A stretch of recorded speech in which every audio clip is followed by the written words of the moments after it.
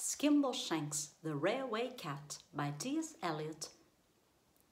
There's a whisper down the line at 11:39 when the gnatmail's ready to depart, saying, "Skimble, where is Skimble? Has he gone to hunt the thimble? We must find him or the train can't start."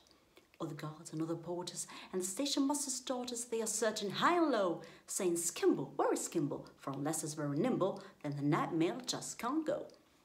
At 11:42, then the signal's nearly due and the passengers are frantic to a man. Then Skimble will appear and he'll saunter to the rear. He's been busy in the luggage van.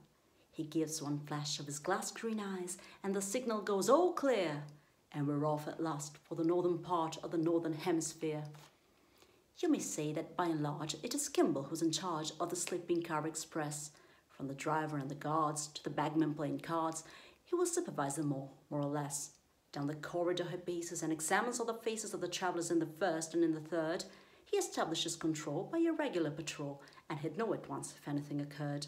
He will watch you without winking, and he sees what you are thinking, and it's certain that he doesn't approve of hilarity and riot, so the folk are very quiet when Skimble is about and on the move. You can play no pranks with Skimbleshanks. He's a cat that cannot be ignored, so nothing goes wrong on the northern mail when Skimbleshanks is aboard. Oh, it's very pleasant when you have found your little den with your name written up on the door, and the berth is very neat with a newly folded sheet, and there's not a speck of dust on the floor. There is every sort of light. You can make it dark or bright. There's a handle that you turn to make a breeze. There's a funny little basin you're supposed to wash your face in, and a crack to shut the window if you sneeze. Then the guard looks in politely and will ask you very brightly, "Do you like your morning tea, weak or strong?" But Skimble's just behind him and was ready to remind him, for Skimble won't let anything go wrong.